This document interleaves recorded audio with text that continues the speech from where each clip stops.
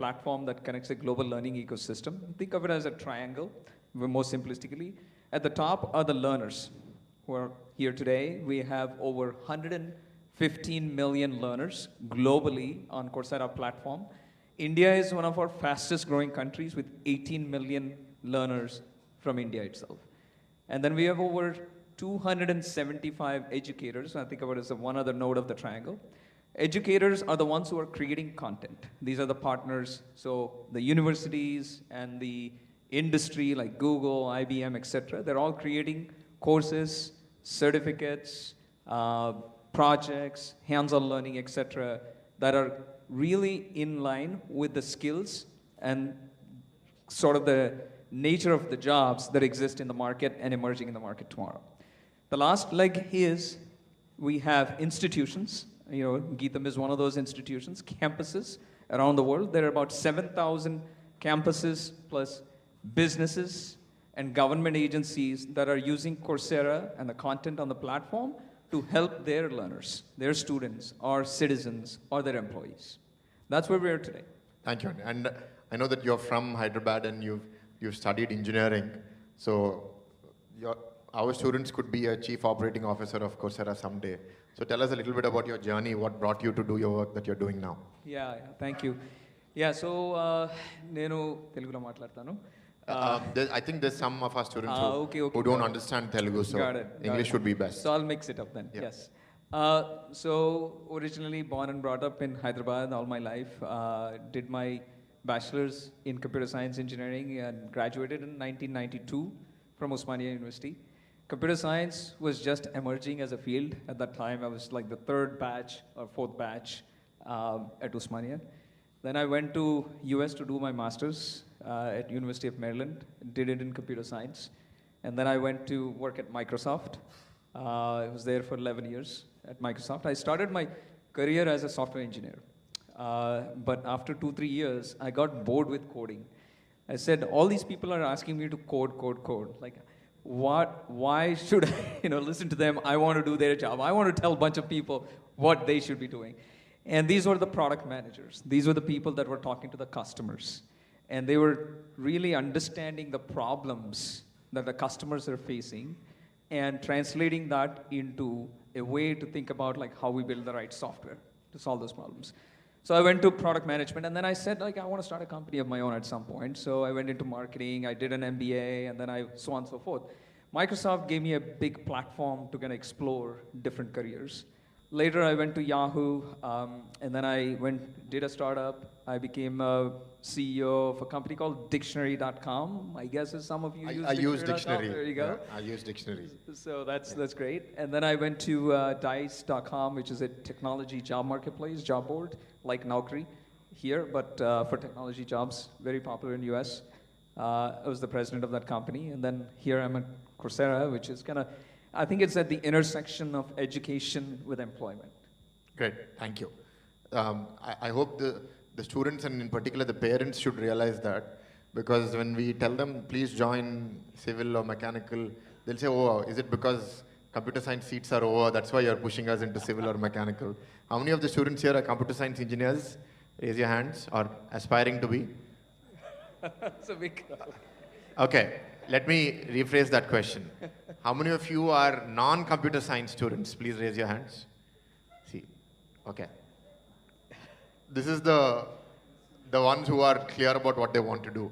Yes. I think it's right now, if you're joining engineering, if you don't know what to do computer science. So many of our students are probably trying to figure out who they want to be, what they want to do. Yeah. And why are we here in front of you today? Can any of you guess how much GITAM is spending on Coursera each year? Or how many licenses GITAM has? Anybody who can guess? Raise your hand, don't speak in a crowd, I'll call you. There's no wrong answer. Just, it's a guess. Do this, I'll call you. Come on. Yeah, what's your guess? At least you got it right that it is crores, but it's not 3. That's good, okay. But now that's a decent answer. Who else? Yeah, over there? 7 crores. You're getting closer. Let's follow discipline. Raise your hands. I'll call you. Who's the next guess? 10 is closest of the lot. But you're not there yet. Anybody else? 15 crores. Huh? 15 crores. No, now you've gone far away. So we're at about 12, 13 crores is what we're spending, right? So how much is the fees that each of you are paying for? 3 lakhs. So how many of you do I need to get one of this? Math. How many students' fees is equivalent to this contract price?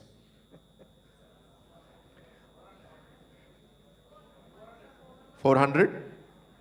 Yes? So that's the size of this hall or the number of audience that we have. So all of your fees has gone into me getting one Coursera contract for GITAM, right? And who pays your faculty salaries? Who pays the building cost? All of these things. Why am I telling you this? Are any of you paying for Coursera to GITAM specifically, other than the fees? No. So my worry is that nobody values a free lunch. So we're giving you Coursera licenses for free to everybody, but are you valuing it? Are you actually getting value from it? Because as Shravan Garu mentioned, now you have over 7,000 courses on the platform. Yes. And we have 250 plus universities creating content, some of the best universities in the world. And things that you can't learn in your classroom today, subjects that are not being offered to you in GITAM today, are all offered on Coursera. Now parts of the courses are coming into your curriculum, whether it be in science or social sciences or in engineering, but parts of the courses are not there, but you can do them if you're interested because you have a license, you have access to a license. How many of you have at least have a license now? You've signed up your email and taken a Coursera license. How many of you? Many of you, right? Some of you have not, but many of you have signed up and taken a, but how many of you after getting a license have logged in again into the Coursera platform? Be truthful, don't lie, right? That's good. That's about less than 5% of the people, right? So what does this mean? You have a great learning opportunity, but we have only 5% who've logged in one more time. I don't know if you've logged in more than one time. And if I ask you, you'll say that we're getting overloaded with classes and exams, so we have no energy, no interest. Is that true? Yes? Yes. So is this your life or is it my life that you're spoiling if you don't learn? It's not a trick question. So after, let us say, you leave GITAM and you want to get a job, and the employer will tell you that you are not good enough. You have not learned anything in GITAM, and I'm not going to give you a job. If you want a job, I'll give you an entry peon level job, which even without an engineering degree, you'll get that job. 10,000, 20,000 rupees salary, right? 10,000 rupees salary, let us say. And you will be there at 10,000 forever. There are some jobs, civil engineering, that will offer you 15, 20,000 rupees today, but if you do well, within 2 years, you'll reach 1 lakh salary.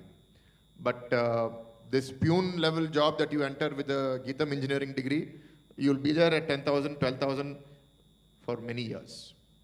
So the point is that a degree alone is not going to guarantee anything if you don't learn, if you don't build skill sets. And because we believe that you need to learn a lot more than what is being offered in the curriculum, that is why we have brought Coursera. That's why we're investing this much money. In fact, recently we had a GST investigation. The GST officers came, we have to pay GST on Coursera. That alone is almost 3 crores on the amount. And the officer is not believing that we are not charging you. We told him that we are giving it for free. Other universities are charging the students. So he's like, no, you're lying to us. Are you collecting cash from the students? We'll investigate. Are we charging you cash for Coursera? We'll use some of you to tell that GST officer. Otherwise, he's harassing us. See, but the point is that he is not able to believe that we have spent this much money and we have given it to you for free. And I am not able to believe we have given it and many of you are not using it and gaining value from it. right? So this is the concern, and that's why I'm here. I want to understand how you're thinking, what your challenges are, and I also want Mr. Shravan, who's the Chief Operating Officer of Global Coursera, to understand the student's mindset, because they also want to help you. They want to reach out to you. What are your thoughts on this, and what challenges are you seeing in other universities like this? Yeah. Yeah, it's obviously a difficult challenge to manage time. I mean, everybody is overloaded in general. I get that. I think the one thing you have to remember is technology is changing rapidly. By the time you graduate, the technologies you know probably are already getting outdated. So what's going to really carry you forward? Even employers expect you to be learning all the time on the job.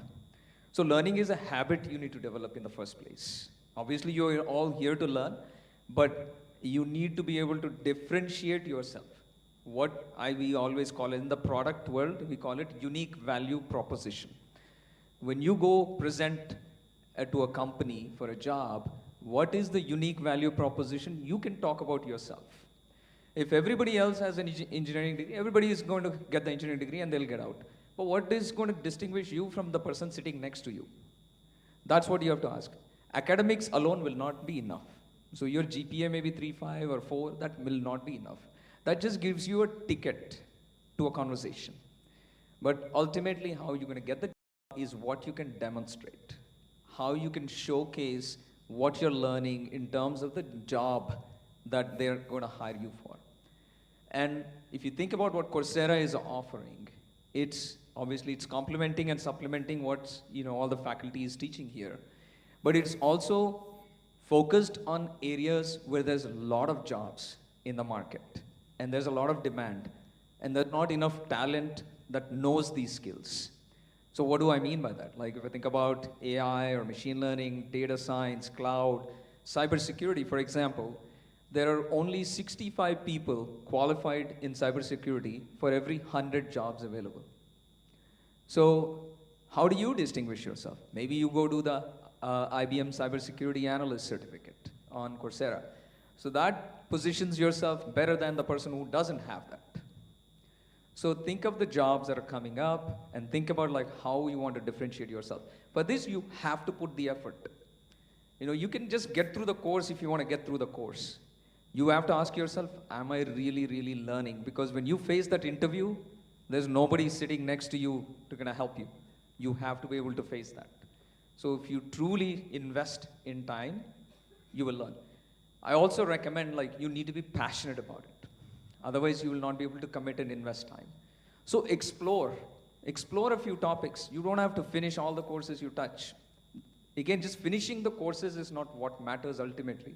You have to think about getting the certificates is important, but do in the areas that you actually like. So explore 2 or 3 courses, and you actually say, okay, I like AI versus maybe data science versus cybersecurity. Whichever one you pick, then you pursue that. But spend a lot of energy in that. Thank you. So I don't want to keep going on and on. I want to open it up for questions. So what questions do you have for us in terms of how are you thinking about your own journey so far, your journey ahead? What challenges are you facing? How would you like GITAM or Coursera to help you in your learning journey? And in that, if you have any challenges or questions, now is the time for you to ask. So I welcome the students to raise your hands and I'll call on you and you can ask your questions.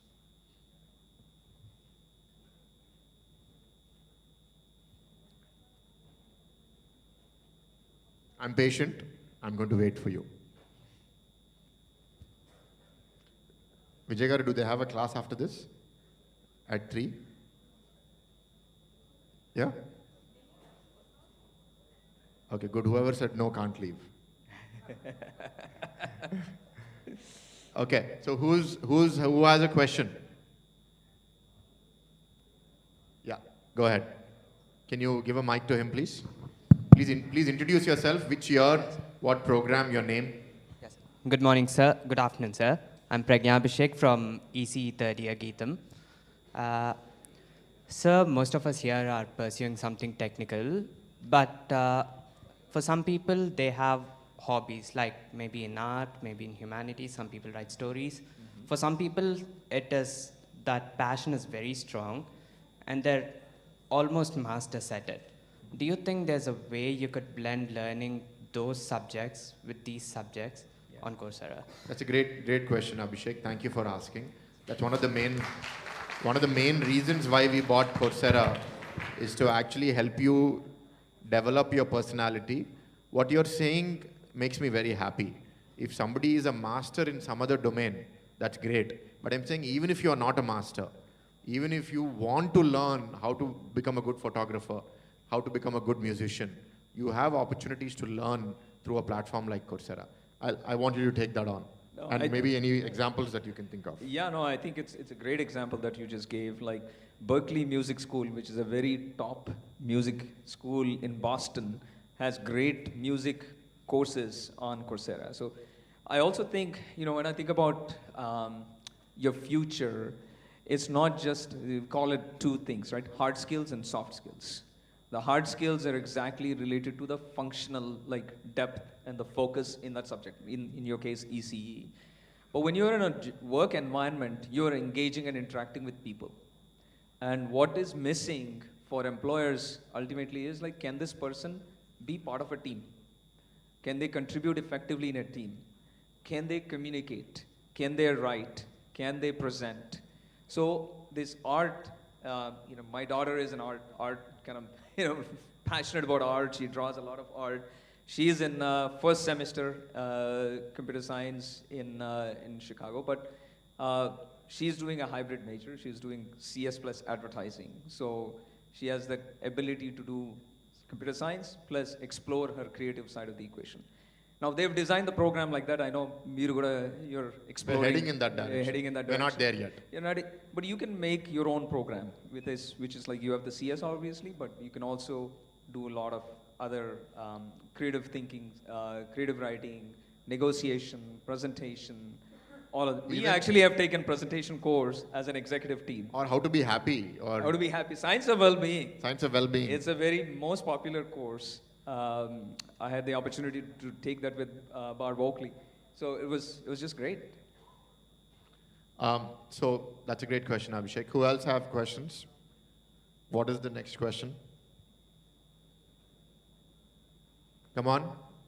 You are all so busy chatting with each other, but suddenly when I put the spotlight on you, everyone's become so silent.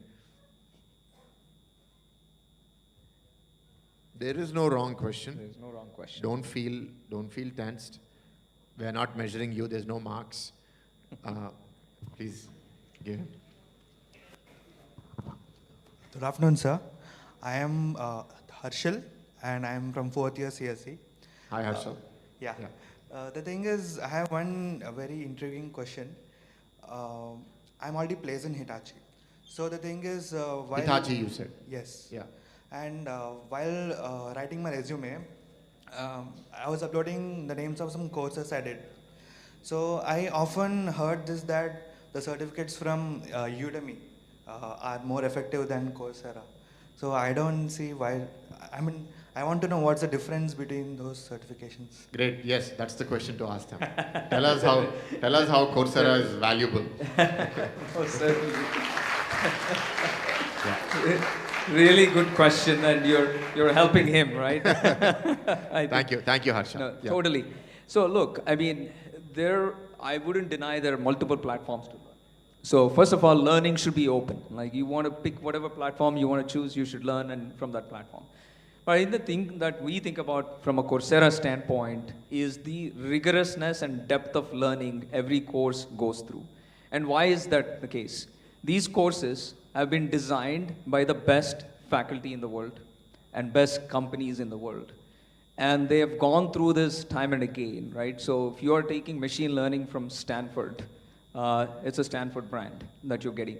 But what it implicitly tells the world is this has been designed by the best machine learning professor and faculty in terms of Stanford professor, right? So I think that's what carries forward ultimately. But you also have to look at what are you learning as part of that course.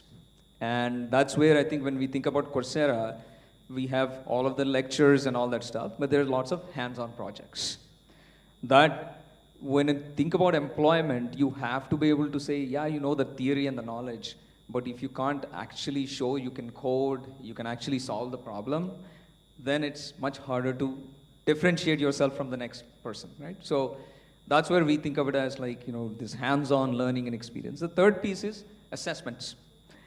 I understand there's cheating and whatnot, but the assessment is mostly focused on self-evaluation. I think generally we are all in the quest to just say, make sure I can put this certificate on my resume. But I think if you ask yourself, did I learn?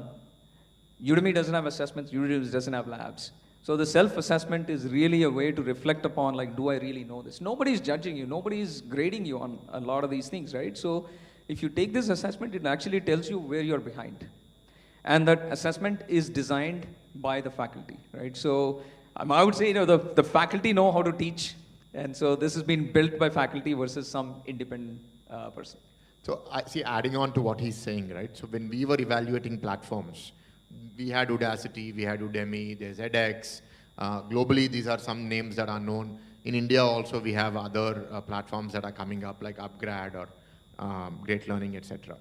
So the idea was, when we want to, in the future, offer Coursera courses as electives to you all, or if we want to offer some of these courses as modules within your larger course, we want a course structure which is very similar to a university structure. Udemy and Udacity are created by industry practitioners largely. So they don't follow the academic structure of the learning, or they don't put the assessments. So that will make it very difficult to integrate it with our curriculum. That is a challenge. The other is that, as Mr. Shravan said, we want depth, right? So I'm sure there are excellent photographers who are teaching a course on photography in Udemy, and they're teaching it from their lens. But most of these academicians have done research on how to teach for many years, right? So see, there are 50,000 colleges in India, and I'm sure world over there are many. But why are there only 250 universities on Coursera? In the US, there are 3,000 universities, but not all 3,000. So even within every university, every course is not being offered. If Stanford is there, only 5 or 6 or 10 or 20 courses from Stanford will be there. So what they're trying to say is, what are you the best at? What are you really good at? And only that we want to bring onto the platform. So they have a very rigorous system. So can you give us examples of courses in India that are there on the platform? Maybe you or Bipin, someone can share. Yeah, definitely. You know, we've been working with IITs and IIMs now, and there are a number of certificates we're launching. I mean, recently, the most recent launch is from BITS, actually. It's a full CS degree online being delivered. And in terms of the Triple IT Hyderabad and the ISB, sorry, Indian School of Business, is a and would you partner. say these are on par with the courses that are available globally, or? Absolutely, absolutely. Yeah. But once again, you know, when you look at the selectiveness of the process is the same. We don't distinguish whether it is an Indian university or whether it's a Singapore-based university or whether it is like European or American. It's the criteria is the same. Like, we want to pick the best schools, the best faculty, right? Because you are really helping a broader population to kind of gain those skills. Right. So I know that there's some more things I want to say, but I hope we've answered your question. Yes, sir. Yeah. Thank you, Harsha. Thank you. Yeah. Great question. Good question. Who else? Who's next? Here. We have a student here.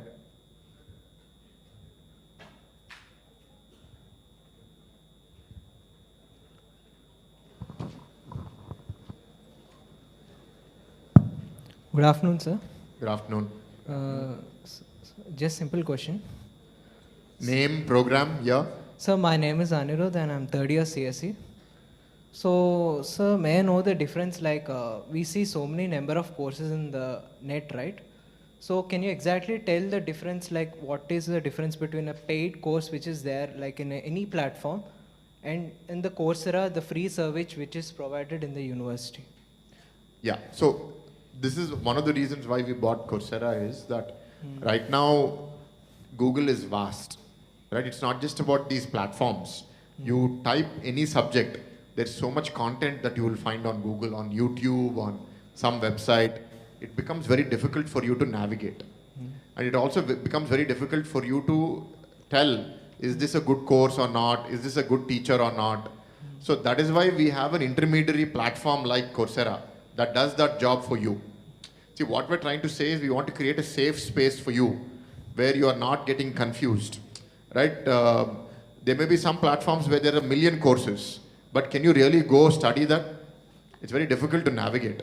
But after, 8 years or 9 years of Coursera existing, they have 10 years. And they have 7,000 courses, so they are doing this job for you. They are filtering the area of knowledge, they're looking at the experts, and they're bringing that subject area expertise in a very detailed manner onto the Coursera platform. So that you don't have to go, see for example, now if you leave me out on Google and ask me to find something, it's very difficult for me to find. And that's why Coursera has come, and I'd like you to add what. By the way, it's only free because you're paying for it. Yeah, it's not free otherwise. To you, it's free. It's not free for some other person that doesn't attend GITAM. If somebody wants a license equivalent to what we are offering, how much would it cost them, roughly? Probably cost them at least $300-400. So that's about 25,000-30,000 rupees if you want to take a license if you're not a student of GITAM, is what he's trying to say. Yeah. So you are staying here, please maintain silence unless you're speaking. Yeah.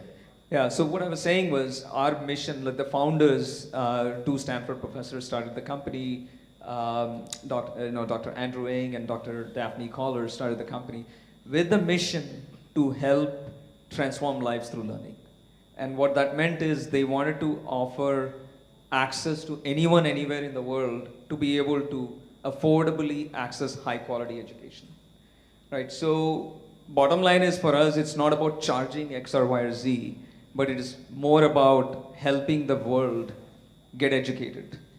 And I think that's why we have a big part of the Coursera catalog for the consumer learners, like anybody outside this room can go to Coursera, sign up for a course, they can learn pretty much a lot of it.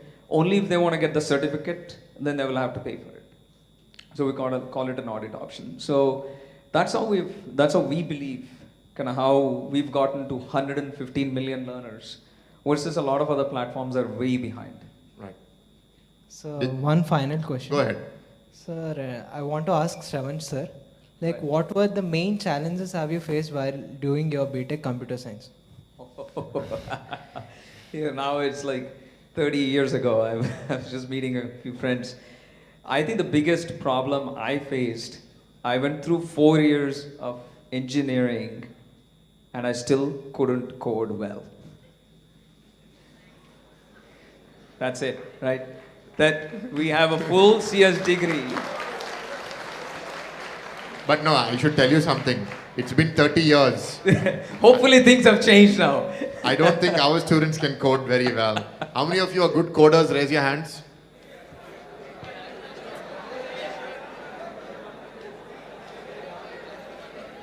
So, okay, I got it. I got your energy. So, but the 30 years, not much has changed. Not much has changed. Yeah. But availability, like access has changed. There was no internet, by the way, when I was doing this. There was no Coursera, there was no other platform to learn from. So I feel like, what I did with my daughter is like, I didn't know she would be interested in technical degrees. So I said like, let's start learning the coding. So I put her through the Python for Everybody course on Coursera. At what age? At what age? This was about 3 years ago, 13. So we all went through. I said like, okay, I want to motivate you. So I said like, I will do the course with you.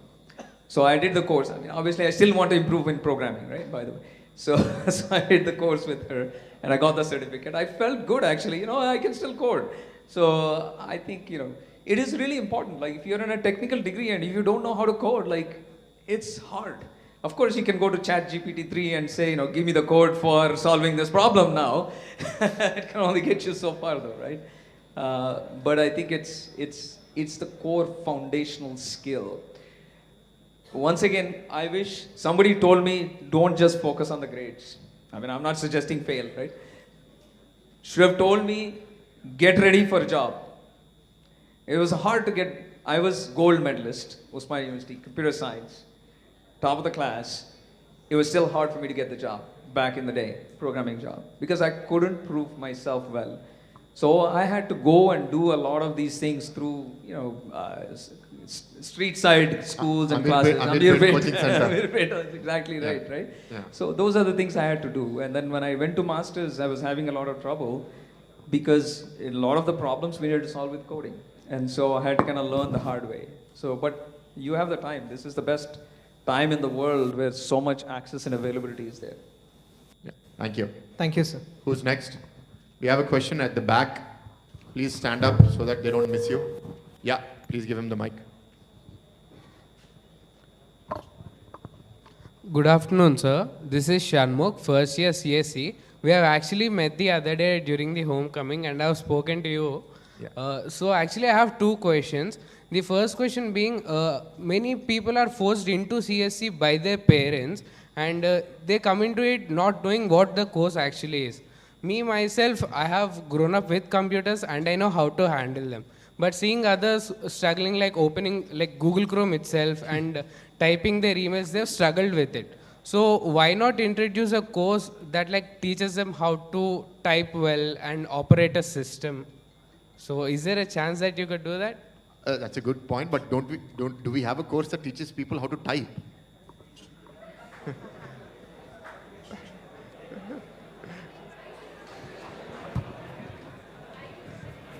I mean, everybody in the university is supposed to do IT productivity tools. If you don't, you don't get the degree.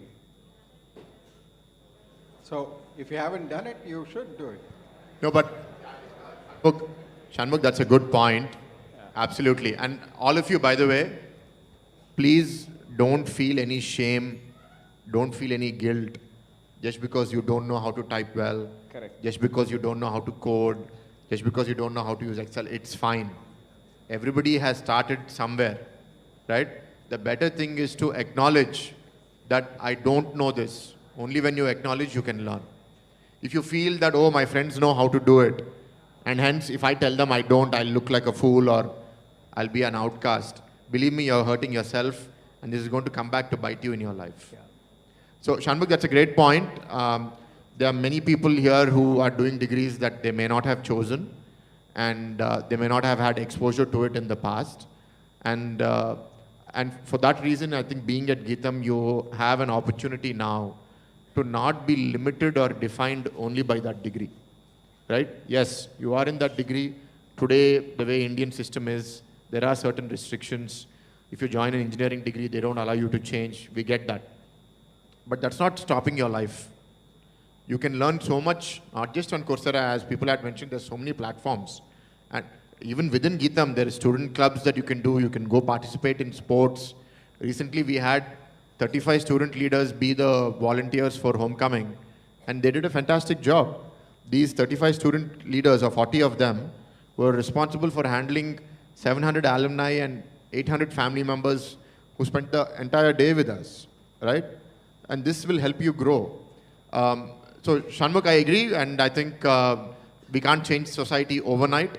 What we can do is, in the time that you have with us, 2, 3, or 4 years, provide the opportunity for you to, like Mr. Shravan said, develop an interest or joy to learn. It's not about grades alone. Develop a joy to learn, try to find areas that you are interested in, and then you can do many things on your own. You don't need GITAM to help you. Does that answer your question? Yes, sir. Yes, sir. Thank you, Shanmugh. Thank you. Who's next? Yeah. We have someone here in the front, in grey. Ikkade vandi.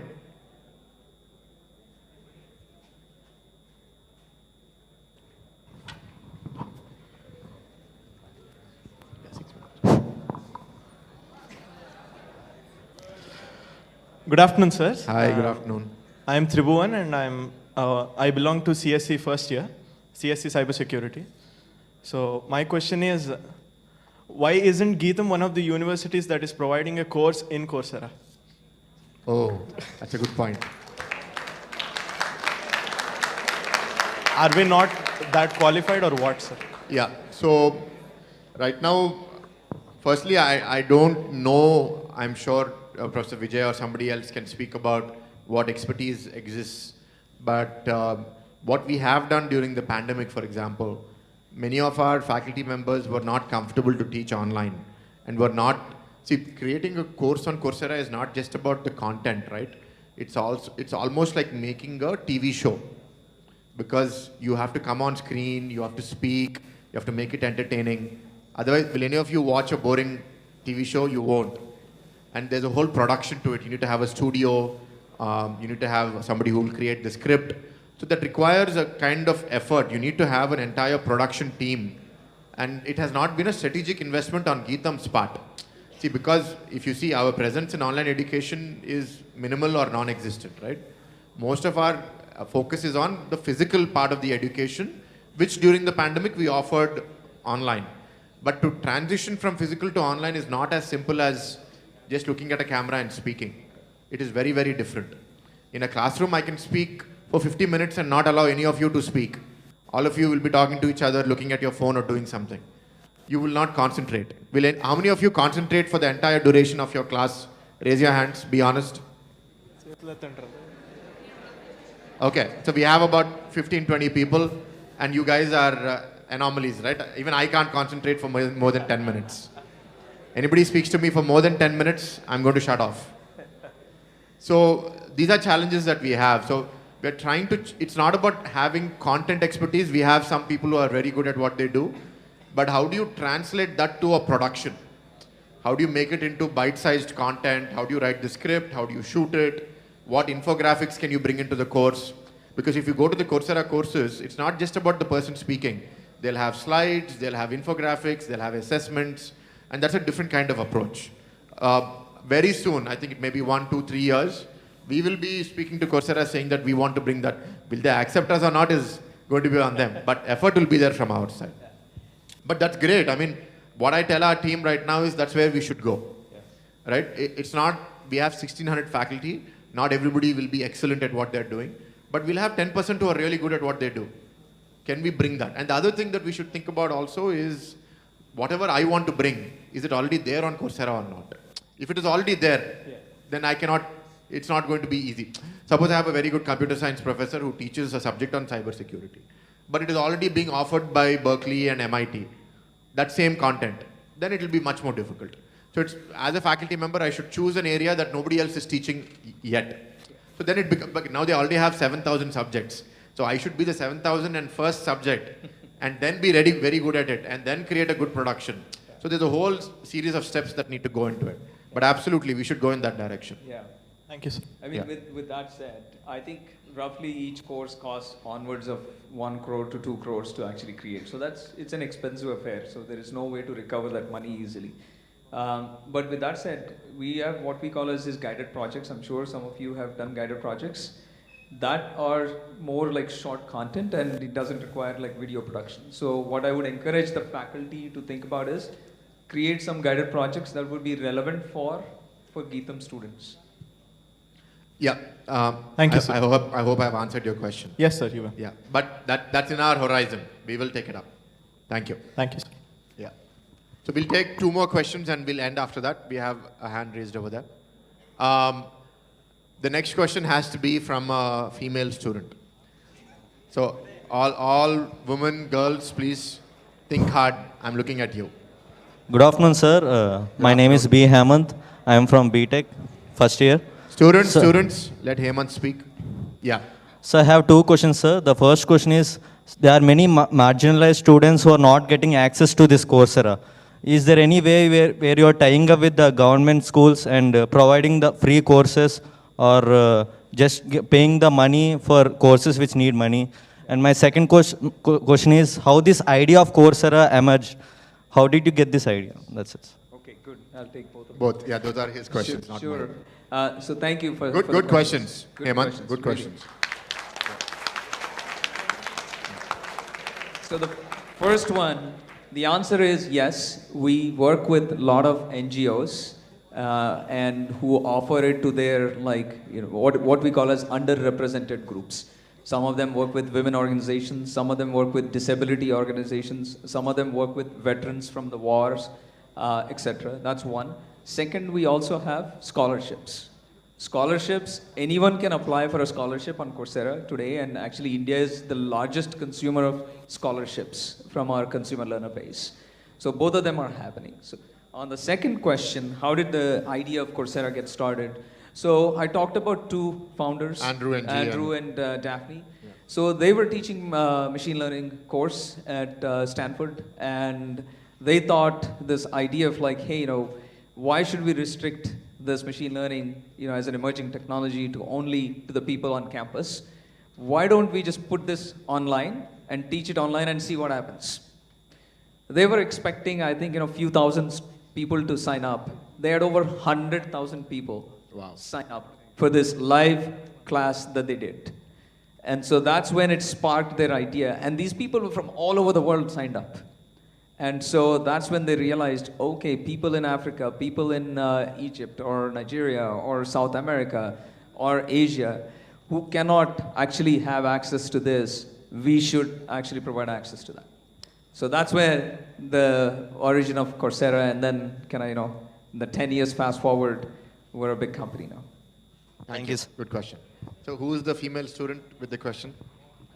I'm not leaving without that.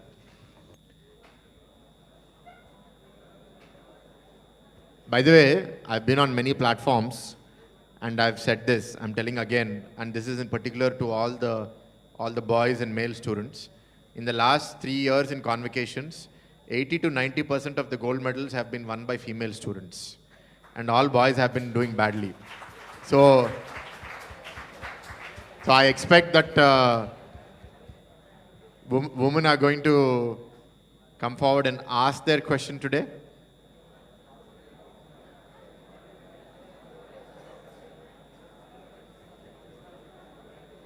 Guys, if you all are talking, she cannot concentrate, whoever the she is. Please let her think and let her ask a question.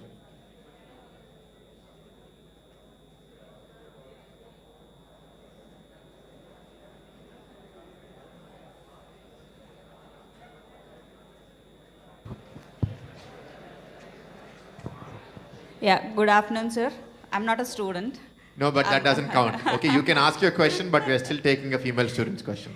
Please go ahead. Yeah, my question is about upgrading the courses which are already existing, because in a computer science, we do have many older versions which don't support the functionalities of newer versions, and we don't have that frequent upgrades in the Coursera courses. That is one consideration, and the other one is regarding the cybersecurity. And my specialization is about cybersecurity. I'm into it, but regarding the cybersecurity, we don't find most of the courses suitable to the academic one. It is more to a kind of industry, but not at the learning part, like to a student at the basic level or so. And the amount of information in those courses is also in bits and pieces, which is not, when put together, it doesn't complete the whole learning criteria for the students. Great questions, ma'am. Thank you. And I think I'll try to address quickly so we can give time to a female student to ask a question. So on the first one, versions and version upgrading. So this is what our team does. Like, we're constantly publishing back to our partners, like both universities and industry partners, on where some of the emerging trends are and where some of the content needs to be refreshed. And so these courses take time to build, like 3 to 4 to 5, 6 months, because of the nature of how those things are. Instead, what I would recommend is look at the guided projects. Because what happens is the theory doesn't itself change. The tools you're using are changing. The programming is changing, right? So we have over 3,000 guided projects using all kinds of software tools. And so that's where I would recommend, you kind of focus your energy while we are continuing to refresh the catalog itself. That's one. On the cybersecurity, part of the challenge, I did a LinkedIn session on cybersecurity just about 3-4 weeks ago with experts. And the advice the experts were giving was, it's such a new field. Cybersecurity is such a new field. You're not going to get academics as involved in cybersecurity yet, right? The institutions. University of Maryland has probably the best cybersecurity program today. And they're probably the ones that has the capacity to create content from an academic side. But where the real problems in cybersecurity is industry. Industry is facing a lot of challenges. And so they are much more eager to kind of say, like, how do I solve these problems? And so that's where the IBM or Google kind of coming up with that. With that said, what is the path to cybersecurity jobs is what I was asking people. Like, is this like a cybersecurity is like a specialization? They said it's not. Like, it's essentially computer engineering, right? And computer science at the heart of it. Like, it's networking, it's internet, sort of activities, and then security, overall cloud security. All of them are clubbed under cybersecurity. Like, even in your computer, the threats that you get, viruses, etc. Right? So think of it as like in IT support. Somebody who is expert in IT support can also think of it as like they can get a pathway into cybersecurity. So a lot of the training will happen at the companies these days because it's such an emerging field. So basically, there's no easy solution. They're working on it, but I think that's a good point that you've highlighted, ma'am, and I'm sure they'll be working on it. Thank you. So if the student can ask the question, then everybody has classes and, oh, great, thank you. Please applaud the brave student who's raised her hand and please give her the mic and saved all the women here who were thinking that they were going to be called. Yeah. A very pleasant good afternoon, sir. My name is Hi. Sejashri. I'm from first year CSC student core. So my question is, you're telling that doing courses in the Coursera will make uniqueness while you go to the interview. But all of us doing the same courses will go to the same interviewer. So what is very uniqueness in that? Everyone are doing the same courses. Very good point. Now, how many are doing it to learn? How many are doing it to get the certificate? Okay. So now if 100 people do it and 5 people learn and 95 cheat, then those 5 people will get promoted to the next round and will likely get the job, right? So what if everyone is honest and everyone is doing honestly like with their own interest? That's called a miracle if that happens, right? Because if right now, as he said, he just gave an example. You said for cybersecurity, there's 65 people available. 100 jobs. So 65 skilled people are available for 100 jobs, right? And this is actually a good place. Like in civil engineering, I've read many reports. There are 3 lakh requirements, 3 lakh job requirements for civil engineers in India. But there's nobody joined civil. What does this mean? That there is a problem, nobody is learning. So what you're saying will be a problem when, like I'll tell you an example. Take dental education. Today in urban areas, dentists have really gone up in numbers. So people are not studying dental anymore and there are not enough dental opportunities. So that is a problem there. But as far as computer science or any of the engineering branches for that matter, there are tens of thousands of lakhs of jobs available around the world and not enough people who have the skill. So what you're saying, worst case, right? You don't get the job here. Australia will knock on your door and UK will knock on your door. Canada will knock on your door and Africa will knock, everybody will knock on your door. See, talent today is not limited to Hyderabad or Vizag or India. If you know what you're doing, you're good at, it's a global village. You can go anywhere. Would you agree to that? Absolutely. I often think talent, is equally distributed everywhere in the world, but opportunity is not. But with the idea of like remote hiring and remote employment, it's actually opening the doors for anybody in the world. So going back to the differentiation, I think just focus on learning. Whoever learns better will outshine others. Yeah? Yes, sir, that's it. Thank you. Absolutely. So, but I really wish that I faced that problem where there are 100 people who've all learned the course and are competing for one job. I'll die that day, right? So I'll be very happy when I see that day. Right. Thank you. Thank you, sir. Thank you. Thank you all. We're at time. Okay, I can't say no to a female student. Ask your question and then we'll there, the one in maroon, red, and then that's the last one. We have to end there. Boys, coat అయిపోయింది. You come, walk up to us and we'll talk to you. Go ahead. Sir, my name is Sharanya and I am from CSC first year. Hi, Sharanya. My senior has said about Udemy. If we have Udemy and Coursera being side-wise comparison, and we both have the same university of courses providing, so what makes it better in Coursera instead of taking Udemy, sir? But do universities offer courses on Udemy? No. Udemy does not have universities offering courses. It's individual. There may be some professors who may offer, but it's not through the university. And Udemy doesn't have like a structure requirement like a Coursera would have. But I'll leave it to Mr. Shravan to answer that. Yeah, no, Udemy doesn't have. Udemy will be individuals like anybody who's working somewhere, right? But also you don't get a credential that is from one of these companies or universities that are producing the courses. Look, I mean, at the end of the day, what I would recommend is just, it's not, the learning is the most important thing. So you have access to great education here through GITAM as well as Coursera. If you are still in thirst of learning, all the power to you. You should use all the platforms.